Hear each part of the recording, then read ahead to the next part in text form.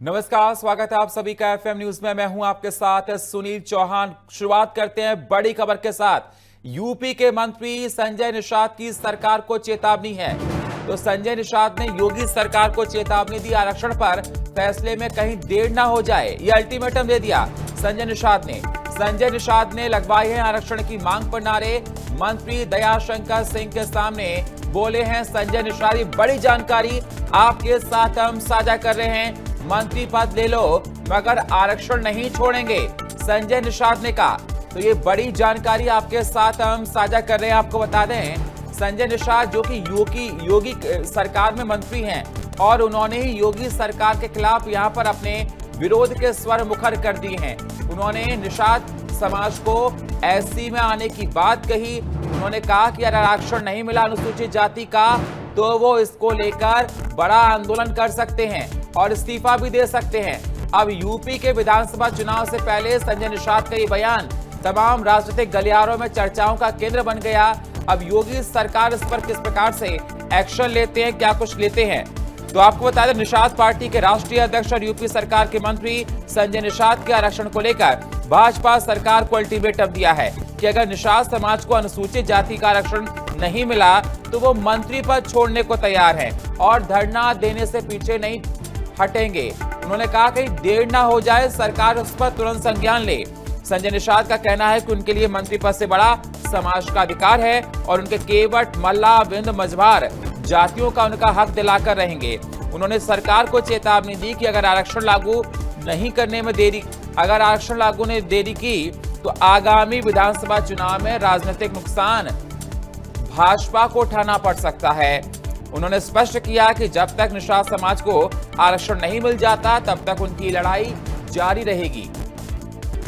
तो संजय निषाद का ये बयान चर्चाओं का केंद्र बन गया। आपको बता दें, योगी कैबिनेट के मंत्री वहां पर दयाशंकर सिंह भी बैठे थे जब ये बयान दिया है। आने वाले वक्त में यूपी में विधानसभा का चुनाव है, इसको देखते हुए उनका ये बयान काफी चर्चाओं का केंद्र बना है और उन्होंने साफ तौर पर कहा कि कहीं देर ना हो जाए, हम आरक्षण को लेकर रहेंगे।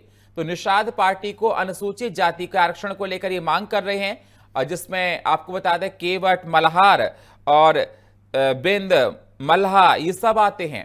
उन्होंने कहा कि अगर ऐसा नहीं किया तो 2027 के चुनाव में खामियाजा भुगतना पड़ेगा भाजपा को। उन्होंने कहा कि अगर मुझे पद से इस्तीफा देना पड़े तो दे दूंगा और इसको लेकर वो ये भी चेतावनी दी है कि धरना देने से पीछे नहीं हटेंगे। अभी चर्चाओं का केंद्र बनता हुआ नजर आ रहा है क्योंकि उत्तर प्रदेश में विधानसभा का चुनाव है और विधानसभा चुनाव से पहले अगर देखा जाए इस प्रकार की बयानबाजी निकलकर सामने आती है तो योगी आदित्यनाथ के लिए चिंता का विषय होना लाजमी है। क्योंकि आपको बता दें, घटक दल है, अलायंस पार्टनर है योगी सरकार में। अब संजय निषाद ने जिस प्रकार से स्टेटमेंट दिया उसको लेकर अलग अलग बयानबाजी निकलकर सामने आ रही है। तो निषाद पार्टी के राष्ट्रीय अध्यक्ष हैं संजय निषाद और योगी सरकार में कैबिनेट मंत्री हैं दयाशंकर सिंह जो कि योगी कैबिनेट मंत्री। उनके सामने संजय निषाद ने साफ तौर पर तल्ख लहजे में कहा कि वो आरक्षण को लेकर रहेंगे।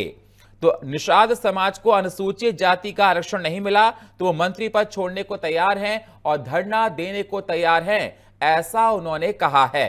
अब ये तेवर क्या इशारा कर रहे हैं, क्योंकि आने वाले वक्त में जहां सीएम योगी आदित्यनाथ, पूरी भाजपा अलग इक्वेशन बैठा रही है किस प्रकार से 2027 के दंगल को जीता जाए, लेकिन उससे पहले संजय निषाद का यह बयान अब काफी ज्यादा सुर्खियों में आ गया है और यह भाजपा के लिए अब एक गले में फांस बन सकता है।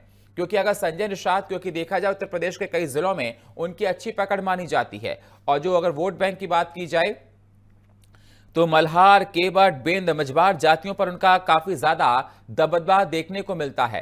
तो अब इसको लेकर आरक्षण पर अड़े हैं। उन्होंने कहा, स्पष्ट किया कि जब तक निषाद समाज को आरक्षण नहीं मिल जाता तब तक उनकी लड़ाई जारी रहेगी।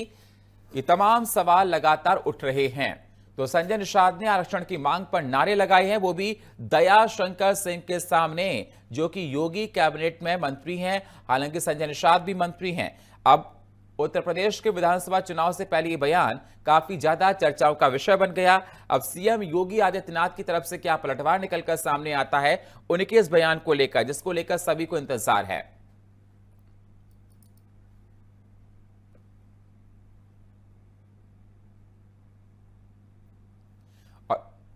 और हमारे साथ बीजेपी नेता दिनेश जी हमारे साथ फोन लाइन पर जुड़ चुके हैं। दिनेश जी, स्वागत है आपका एफएम न्यूज में। अब तो देखा जाए संजय निषाद ने अल्टीमेटम दे दिया आपको सर, कहा कि अगर हमारी बातों को नहीं माना गया, निषाद समाज को अगर अनुसूचित जाति एससी का दर्जा नहीं मिला तो वो आंदोलन भी कर सकते हैं। जी नमस्कार आपके सभी दर्शकों को। देखिए ऐसा है कि संजय निषाद जी बहुत वरिष्ठ नेता हैं और केवट, मल्ला, बिंद, मजवार इन जातियों के भी एक बहुत ही प्रख्यात, बहुत एक पॉपुलर नेता हैं इस जातियों के बीच में। और आप तो जानते हैं हमारे रामायण में भी है कि केवट ने किस प्रकार से भगवान श्री राम की नैया पार लगाई थी। तो उस जाति, पिछड़ी जाति को निश्चित रूप से मिलना चाहिए आरक्षण। उन्होंने बहुत लड़ाई लड़ी है। वो आरक्षण को लेकर दिनेश जी लंबे समय से मांग भी करते आ रही है, पहली बार नहीं है। हाँ, मैं वही उसी बात को रख रहा हूँ कि ये पहली बार नहीं है कि आरक्षण को केवट समाज को, मल्ला समाज को, बिंद और मजवार को, इनको सबको इनका हक मिलना चाहिए, जिसकी लड़ाई इन्होंने समाजवादी जब सरकार थी उत्तर प्रदेश में तब भी लड़ी, जब बहन जी की सरकार थी, मायावती जी की, बहुजन समाज पार्टी की सरकार, तब भी लड़ी। तो ये लड़ाई लड़ते चले आ रहे हैं और इन्होंने अब मांग की है मुख्यमंत्री आदरणीय महाराज जी दिनेश जी, सबसे बड़ी बात यह है कि अब देखा जा रहा है कि यूपी विधानसभा का चुनाव दहलीज पर आने वाला है, वक्त वो नजदीक आता जा रहा है सर। एक सेकंड, और अगर इस प्रकार से उनके तेवर नजर आएंगे, दयाशंकर सिंह के सामने स्टेटमेंट दिया है, अब योगी आदित्यनाथ को लेकर उन्होंने साफ तौर पर कहा कि अगर भाजपा ने उनकी बातों को नहीं माना, अगर आरक्षण नहीं दिया तो वो धरने पर बैठ जाएंगे, अपना पद छोड़ने को तैयार हैं सर। देखिए ऐसा है, वो तेवर नहीं है, वो उनकी मांग है। और ये लोकतंत्र संविधान में हमारे यहाँ लिखा है सभी को अपनी मांग रखनी चाहिए, अपने अपने तरीके से रखते हैं। वो पार्टी के विरुद्ध नहीं है। उन्होंने कहा कि मैं भारतीय जनता पार्टी के साथ हूँ, साथ ही रहूंगा, लेकिन मेरी ये मांग है, मेरे समाज की मांग है, इसको पूरी किया जाए। अरे खुले मैदान पर साफ तौर पर सर लहजे में कह रहे हैं कि मैं आंदोलन करने को तैयार हूं, मैं छोड़ने को तैयार, आरक्षण लूंगा। सर आप कह रहे हैं ये भाजपा को अल्टीमेटम दे रहे हैं साफ तौर पर। निषाद जी आप कह रहे हैं कि उनकी मांग है, अगर उनका साधारण तरीके से इस बात को मान लिया जाता तो भरी महफिल में वो इस प्रकार से स्टेटमेंट नहीं देते ना अपना। नहीं, देखिए भारी संख्या में कार्यकर्ताओं के बीच में उन्होंने ये कहा है। हाँ। तो ये वही उन्होंने बोला है कि मैं सरकार से मांग करता हूँ, तो सरकार को भी सोचना पड़ेगा, सोचना चाहिए। हम लेकर रहेंगे आरक्षण, ये लाइन है उनकी सर, हम लेकर रहेंगे आरक्षण। दिनेश जी साफ तौर पर यह कहा कि अगर उन्होंने आरक्षण नहीं दिया तो 27 के चुनाव में भारतीय जनता पार्टी को खामियाजा भुगतना पड़ेगा। इतनी बड़ी बात कह दी है, पद छोड़ने को तैयार हैं, धरना देने को तैयार हैं। सरकार आपकी भारतीय जनता पार्टी को खुलेआम चुनौती दे रहे हैं। वो देखिए संविधान में आरक्षण में अमेंडमेंट करने के लिए बहुत सारी प्रक्रियाएं होती है, कुछ जटिलताएं हैं, उन चीजों से निकलकर ही जाना पड़ेगा। तो इस विषय पे सरकार भी विचार करेगी निश्चित रूप से। वो बहुत वरिष्ठ नेता है हमारे और निश्चित रूप से चौखट पे चुनाव आ गया, विचार करने का समय वक्त नहीं है सर। नहीं, इतनी जल्दी सब चीजें नहीं होती हैं और उन्होंने भी मांग किया कि इस पे कुछ न कुछ देखिए होगा। मेरा भी ऐसा विश्वास है और करना चाहिए। इन पिछड़े लोगों को इनका अधिकार मिलना भी चाहिए। ऐसा नहीं है कि सरकार भी ये चाहती है, लेकिन देखिए बात तो उसकी नहीं है। इस बात को मीडिया अगर अपने तरीके से देख रही है वो अलग। ठीक है, ठीक है, बहुत बहुत शुक्रिया दिनेश जी हमारे साथ जुड़ने के लिए आपका। और हमारे सहयोगी स्टेट हेड यूपी के विजय त्रिपाठी हमारे साथ फोन लाइन पर जुड़ चुके हैं। विजय, देखा जाए संजय निषाद का बहुत बड़ा स्टेटमेंट निकलकर सामने आया आरक्षण को लेकर। उस समय जब देखा जाए उत्तर प्रदेश का चुनाव चौखट पे आने वाला है, उन्होंने साफ तौर पर कहा कि अनुसूचित जाति एससी का अगर उनको आरक्षण नहीं मिला तो वो धरना देंगे, पद छोड़ना चाहे पद छोड़ना पड़ सकता है। और अगर कहा उन्होंने, अगर सरकार उनकी बातों को नहीं माना तो भाजपा को इसका खामियाजा 2027 के चुनाव में भुगतना पड़ेगा। विजय, चुनाव के समय ही बाहर आता है, चाहे बिहार चुनाव हो और चाहे उत्तर प्रदेश का चुनाव हो, इन दोनों चुनावों के समय ही ये आरक्षण का मुद्दा बाहर आया है। एक बड़ी राजनीतिक प्रक्रिया है जरूर, लेकिन ये कानूनी और राजनीतिक अड़चने भी इसमें बहुत जबरदस्त हैं। निषाद राज जितने भी दल हैं, निषादों को केंद्र में रख के राजनीति करने वाले, उन सबके पास एक सबसे बड़ी समस्या ये है कि इसे सिर्फ संसद कानून बनाकर पास कर सकता है।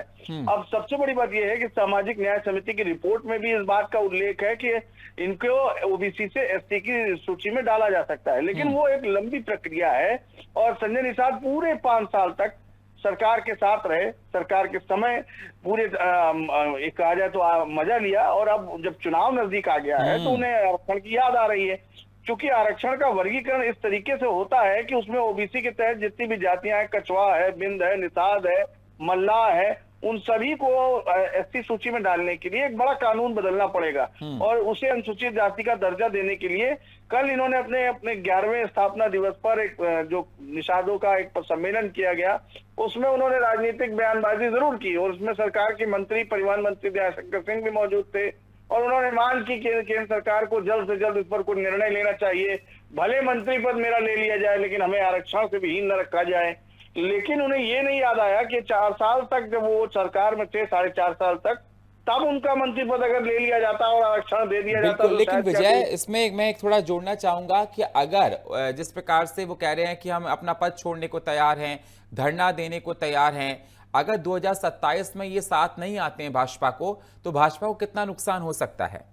देखिए, निषाद बात कहीं नहीं जा रहे हैं। सबसे बड़ी बात यह है उनका मुख्य मुद्दा जो है वो इसी बहाने राजनीतिक गेम जो होता है, जो लेन देन की राजनीति में, जो आज की डेट में कितने स्तर पर उनको कितने विधायक सीटें चाहिए, उनके बेटे विधायक हैं, उनके दूसरे बेटे एक और लोकसभा के प्रत्याशी रहे, वो चुनाव हार गए, लेकिन बात ये नहीं है। बात ये है कि वो और कितनी सीटें हासिल कर सकें, क्या भारतीय जनता पार्टी से सौदेबाजी हो सके, किस लेवल पर हो सके, वो इस बात को लेकर थोड़ा सा मुद्दा गर्म करना चाहते हैं। क्योंकि चुनावी समय है तो इस समय लेन देन की राजनीति बहुत होगी और इसमें सबसे बड़ा जो विषय है वो निषाद और कश्यप और बिंद और मल्लाह, इन सब जातियों के आरक्षण को लेकर इसलिए है क्योंकि इसी आरक्षण के सहारे वो इस वोट बैंक को अपने पाले में करने की बात करते हैं और उस वोट बैंक के नेता बनने की बात करते हैं। बिल्कुल विजय, आप हमारे साथ बने रहिए और हमारी सहयोगी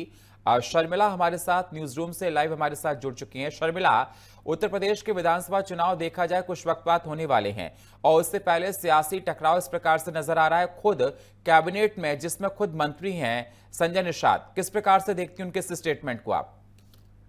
बिल्कुल, देखिए 2027 का यूपी चुनाव और यूपी चुनाव के मद्देनजर ये जो बयान है वो बहुत ही ज्यादा खास और अहम माना जा रहा है क्योंकि ये अपनी ही सरकार में, क्योंकि निषाद पार्टी गठबंधन के साथ है, एनडीए में है, और उन्होंने खुद ही अल्टीमेटम दे दिया है बीजेपी को कि आपने एजेंडे में शामिल किया था, अब तक इसे लागू नहीं किया है। निषाद पार्टी के उन्होंने साफ तौर पे यही कहा है कि निषाद पार्टी को आरक्षण देना चाहिए क्योंकि ये बीजेपी के एजेंडे में शामिल है और अब तक इसे नहीं लागू किया जा रहा है, तो इसे जल्द से जल्द लागू कर दीजिए, कहीं देर ना हो जाए। संजय निषाद ने ये तक कह दिया है कि जो भी पार्टी हमें समर्थन देगा, जो भी पार्टी आरक्षण को लागू कराएगा, हम उनके साथ होंगे। देखिए, ये बहुत बड़ी बात कही है उन्होंने, यानी कि जो भी दल उनका साथ देगा, उस समाज का साथ देगा, वो उनके साथ होंगे। अब इसी को लेकर हम आपको बता दें कि 11वां स्थापना दिवस था और 11वें स्थापना दिवस के मौके पर निषाद समाज के कई लोग, लाखों की संख्या में लोग वहां जुटे थे। निषाद पार्टी के 11 साल हो चुके हैं और संजय निषाद की जो पार्टी है उसकी अगर हम बात कर ले तो फिलहाल 5 विधायक हैं और कहीं ना कहीं ये भी बहुत मायने रखे हैं एनडीए में। योगी आदित्यनाथ इस बात को बहुत अच्छे से समझते हैं। जब निषाद समाज के जो लोग हैं वो लगातार यही मांग कर रहे हैं कि मल्लाह हो या फिर अलग अलग जो जातियां हैं, केवट हैं, उन्हें आरक्षण क्यों नहीं दिया जाता है।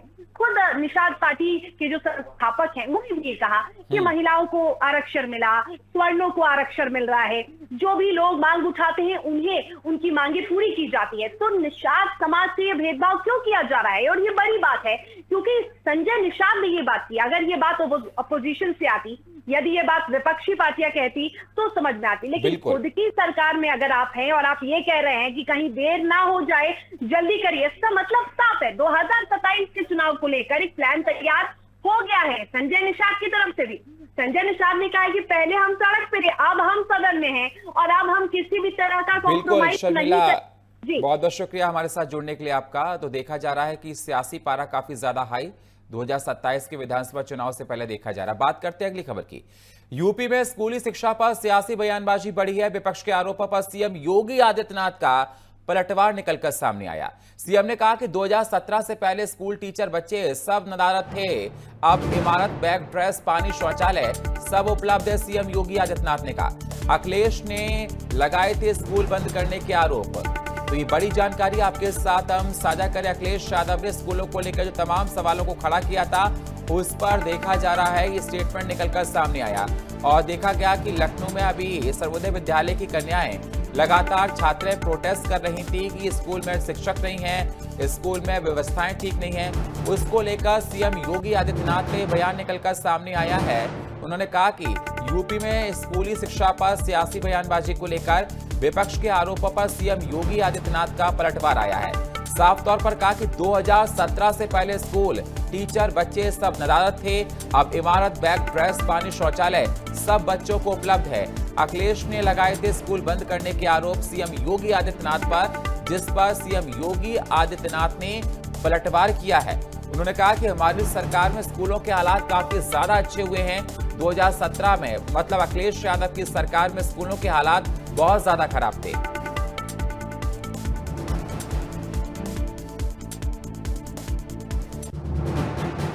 और हमारी सहयोगी शर्मिला न्यूज रूम से और लखनऊ से स्टेट हेड विजय त्रिपाठी हमारे साथ जुड़ चुके हैं। विजय, सबसे पहले मैं आपके पास आना चाहूंगा क्योंकि देखा जाए स्कूलों को लेकर जो सियासत आज लखनऊ में देखा जा रहा है कि छात्राएं प्रोटेस्ट कर रही हैं कि स्कूल में टीचर्स अवेलेबल नहीं है, सुविधाएं वहां पर नहीं है। अखिलेश यादव को लेकर भी सीएम योगी आदित्यनाथ का पलटवार निकलकर सामने आया। उन्होंने कहा कि 2017 की सरकार के समय पर देखा जाता था कि वहां पर स्कूलों में हालात ठीक नहीं थे, आज सब कुछ बहुत बढ़िया है। विजय, देखिए, सबसे बड़ी बात है कि अब चुनावी साल है तो इस दौरान वार और पलटवार दोनों ही तरफ से देखने को मिलेगा। एक तरफ से ये कहा गया कि स्कूली शिक्षा पूरी तरीके से वो खत्म हो गई है, स्कूलों को बंद कर दिया गया है, ज्यादातर स्कूल अब बंद है। और दूसरी तरफ से जब सीएम योगी ने कहा कि आज जो भी सुरक्षा व्यवस्था जितनी भी मजबूत हुई है उसकी वजह से अब छात्र और बच्चे सब स्कूल जा रहे हैं। 2017 के पहले ये सब गायब था, चाहे स्कूल हो, चाहे टीचर हो और चाहे ड्रेस, शौचालय, पानी, ये सब कुछ नहीं था। लेकिन अब 2017 के बाद से लगातार इमारत भी आ गई, बैग भी मिल रहे हैं, स्कूल ड्रेस भी मिल रही है, बच्चों को किताबें मिल रही हैं और बच्चे भी भारी संख्या में विद्यालय पहुंच रहे हैं। और अखिलेश ने स्कूल बंद होने के जरूर आरोप लगाए, लेकिन ये नहीं बताया कि उत्तर प्रदेश में किन स्तरों पर स्कूलों को समायोजित किया गया। जिन विद्यालयों में शिक्षक तो मौजूद थे लेकिन छात्र और बच्चे नहीं थे, उनको दूसरे विद्यालयों में शिफ्ट किया गया। यानी जो दूर के विद्यालय जरूर हुए लेकिन उनमें छात्रों की संख्या काफी सीमित थी, कहीं 6, कहीं 5, कहीं 9, कहीं 10, इस तरीके के विद्यालय जो छात्रों की संख्या थी, वहां वाले विद्यालयों को बंद करके दूसरे विद्यालयों में समायोजित किया गया। और एक बड़ी संख्या में जिन विद्यालयों में छात्रों की संख्या रहती है वहां समायोजित करके अब उन विद्यालयों को चलाया भी जा रहा है। सीएम योगी ने पलटवार जरूर किया है और ये भी कहा है कि विपक्ष के आरोप पर ये जो आरोप है वो सिर्फ सियासी आरोप है, यानी राजनीतिक तौर पर ये आरोप जायज माने जा सकते हैं, लेकिन जमीन पर, धरातल पर ये आरोप कहीं नहीं ठहरते। क्योंकि हमारी सरकार 2017 से लगातार ये कोशिश कर रही है कि छात्र भी रहें और मौजूद जो विद्यालय हैं वो भी सुसज्जित तरीके से छात्रों की पढ़ाई और उनको आगे बढ़ाने में मदद कर सकें। उसके लिए सरकार बड़े स्तर पर फंड तैयार करके उन छात्रों की मदद कर रही है। चाहे छात्र हो चाहे छात्राएं, सभी को एक बड़ा तोहफा इस तरीके से मिला है कि डीबीटी के माध्यम से सीधे उनके खाते में पैसा पहुंच रहा है, जिससे वो जूते, ड्रेस, बैग, बस्ते और मोजे, जूते सभी खरीद रहे हैं। तो जाहिर सी बात है उनको पढ़ने का एक माहौल देने की सरकार पूरी कोशिश कर रही है और इसमें सरकार की जो योजनाएं हैं वो काफी हद तक उनके पास तक सीधे पहुंच रही हैं। शुक्रिया हमारे साथ जुड़ने के लिए विजय आपका। और हमारी सहयोगी शर्मिला हमारे साथ न्यूज रूम से जुड़ी हैं।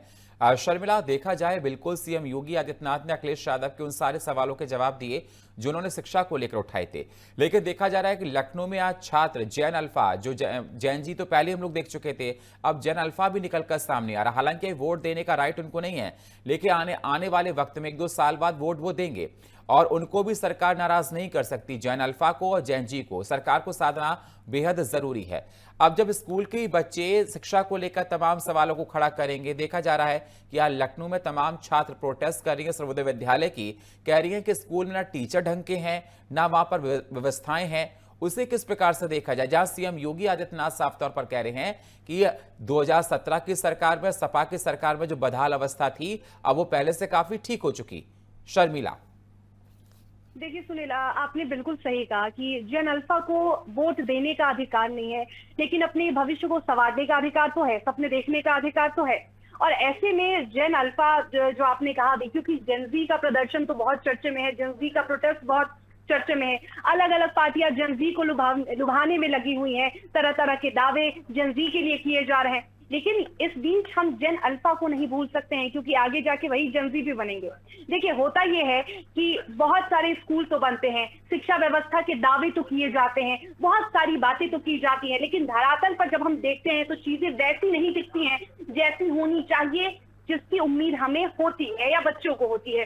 जो छात्र हैं, आज जो छात्राएं प्रदर्शन कर रही हैं, इसके पहले भी, अभी कुछ दिन पहले कई छात्रों ने, पूरे स्कूल के छात्रों ने मिलकर प्रदर्शन किया था। उसमें छात्राएं भी थी, उसमें छात्र भी थे, और कहना सिर्फ ये था कि जो मिड डे मील होता है, सबसे ज्यादा इसमें गड़बड़ी पाई जाती है। मिड डे मील का खाना पूरी तरह से बर्बाद होता है, मिलावटी खाना दिया जाता है, बच्चों की सेहत के साथ खेला जाता है।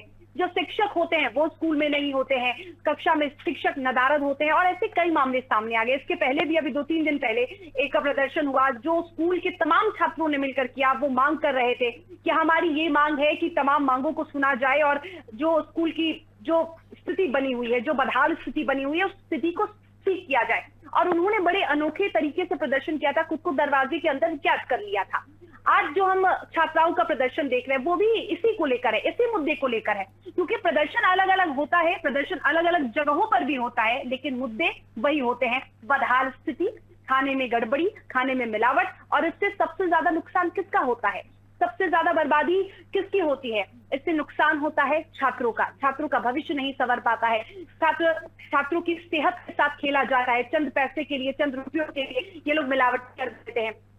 जाहिर तौर पे ये बात बिल्कुल सही है, क्योंकि मैं सुन रही थी विजय जी ने कहा कि सरकार ने अच्छा काम किया, बिल्कुल अच्छा काम किया है, बहुत सारी जो तकनीकी व्यवस्थाएं वो की गई है, लेकिन जो बेस होता है, जो बेसिक चीजें होती हैं, जैसे शिक्षक, अगर शिक्षक सही होगा तो सब कुछ अच्छा होगा। शिक्षा का जो मंदिर है वो पवित्र होना चाहिए। कुछ दिन पहले हमने कन्नौज की एक तस्वीर देखी थी, जहां पे एक शिक्षक और एक शिक्षिका का वीडियो वायरल हुआ था। वो तस्वीर आपत्तिजनक तस्वीर थी, और सोचिए कि क्लासरूम में बच्चों के सामने आप इस तरीके की चीजें कर रहे हैं, इस तरीके की हरकत कर रहे हैं, तो इससे क्या शर्मसार होता है?